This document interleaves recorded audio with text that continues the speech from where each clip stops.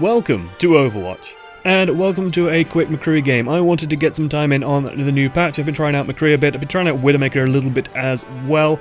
Initial impressions seem okay. Widowmaker, we'll talk about Widowmaker in another video, and probably in the patch notes video proper, which should be going out maybe tomorrow, maybe the day after. I want to sort of poll a few more pros, and I'm going to have a chance to see some high-level gameplay tomorrow, or well, tonight anyway, so that should be good, and I want to see how Widowmaker is sort of changed, or if she even is changed. But here we have a McCree game. We have a McCree game on Gibraltar. Now, as you can see, I'm starting out on the high ground, just nice and safe up here. This is because also we don't have a tank, and I'm interested to see how things have changed in McCree, and a couple of cool things happened this game. That is why I wanted to sort of take a moment and highlight how these changes can sort of affect him.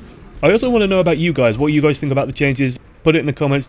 Do you still find it frustrating when you get flashbanged and killed, for example? Because it still works on pretty much everything, it just has to land a couple more shots. Do you find McCree frustrating to play against? Is he still annoying? Like, that kind of thing. Like, is he less so on the balance side of thing? More so, is he frustrating? Is he more fun? Is he less fun to play? That kind of thing. Because I think he's kind of unchanged. I like the feeling of a good hit left click, for example. So I've always sort of gravitated towards trying to use left clicks more. Here I'm just sort of trying to spam out Tracer a bit because, hey, my reload is faster, so I'm getting used to that again. And then this poor Tracer, oh dear. That, she just doesn't win that. There's two McCrees spamming into her. But yeah, I definitely like the left click in this game, for example. I know that Jeff Kaplan, when he designed this hero, designed it with Half-Life in mind. So if you haven't played Half-Life, the .375 Magnum or whatever it is, the massive chunky revolver in that game is just ridiculously satisfying to use.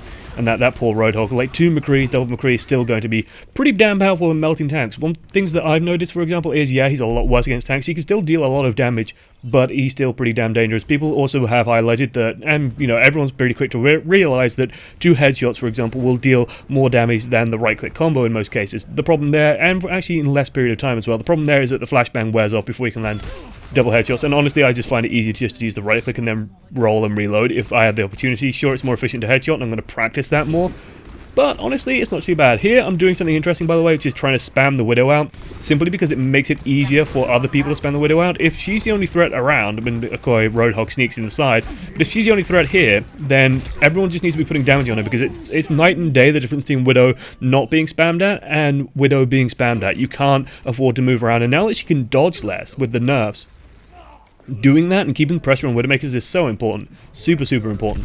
And even though McCree's damage drop-off is pretty huge, it's not too big a deal. Here I'm doing something that I like doing on .1 Gibraltar, or at least .2 Gibraltar, but really it's .1, come on, let's be reasonable. It's taking that high ground and just using that to basically use ultimates off the back of, and then I'll drop down and engage in the fight, simply because McCree on high ground is a lot more dangerous. That was a little bit risky as well, because there was the ultimate, but I saw Widowmaker was with me, so I thought, hey, why not give it a go, because Widow's there, she should be able to take out the ulting Farah, because, you know, we've all seen the picture of Widowmaker laughing her face off, right, whenever she hears Justice range from above. Here I'm trying out something interesting. So he lands the shot, but doesn't actually finish me off. I managed to get the kill shot there with the flashbang, and now I'm completely surrounded, but you'll notice that I'm dealing pretty good damage, fighting okay in the mid-range. There's still like 4 of them there, so I'm being very careful. Old McCree, I would have just gone around the corner, flashbang, and right-clicked, and probably killed 2 people. Here, something very interesting happens, and I might even replay this clip. So I think I land all 6 shots in there. I'll replay it in slow motion so you guys can count it with me.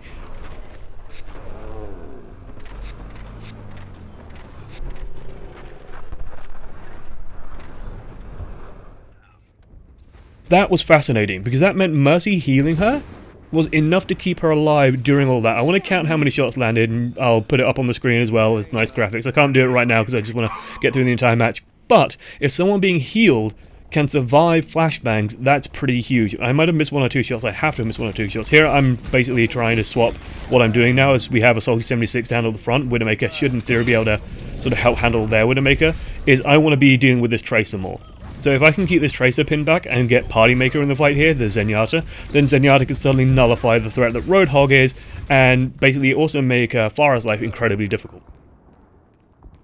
So it's that kind of step-by-step thing of me doing my job frees up someone else to do their job. So if I can try and protect Party Maker a little bit on the Zenyatta, then maybe we can sort of make more openings, but we lose the choke point. That's fine. Hangar phase is really where the defense begins. Hangar phase is where the game can actually get started, actually get difficult, so I'm fine with that. Here I notice that they're spamming into me and I'm wondering, do they have vision of me? Like, what the hell's going on here?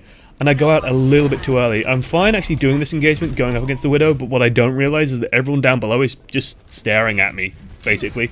So I go out and I die. That was my bad. That was completely my bad. If I waited a bit longer and waited for the team to create a bit more pressure and then tried that, I think I would have been fine. But a little bit too aggressive there. Just paid for it with my life. Makes sense. Makes total perfect sense. Otherwise, like, defending this hangar, to me, the most important thing when you are defending this hangar is always going to be this high ground.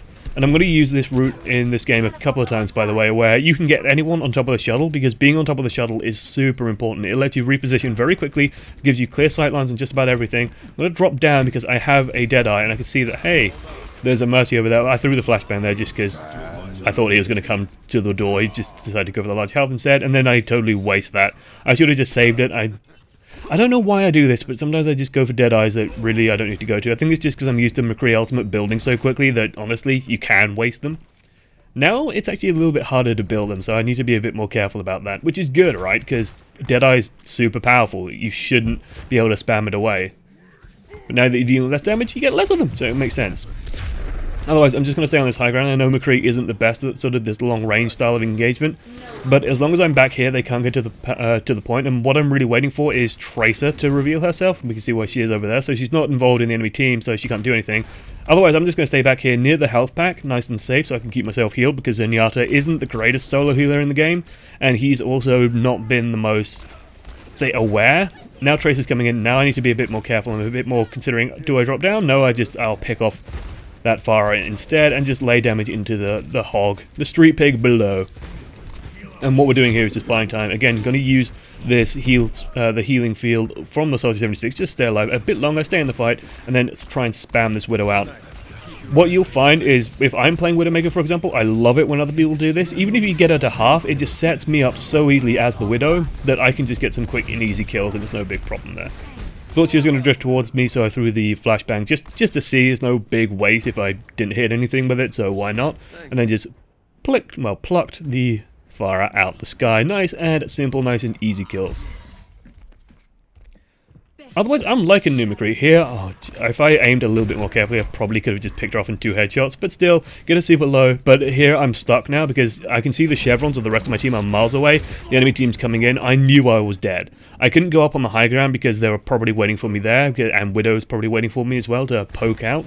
And then the Roadhog and everyone knows where I am because Infrasight's up, so dead. I can't do anything there. If I killed the Widowmaker, that would have been a really good trade, though.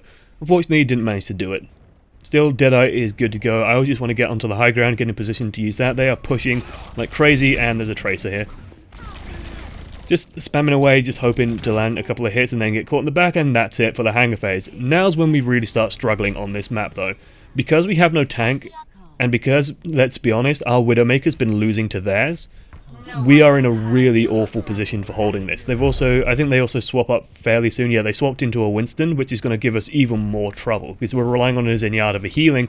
Zenyatta can't out-heal it very effectively. Luckily, we do have a Mercy now of our own. That could be enough. I was very much considering swapping, even with the Deadeye up. Because we got a Mercy, I figured we'll survive a bit longer. We can last a bit longer. If we can do that, maybe I can get this Deadeye off in a good position. I love taking control of this high ground. I recommend massively, if you're a Soldier 76, by the way, to go and do this.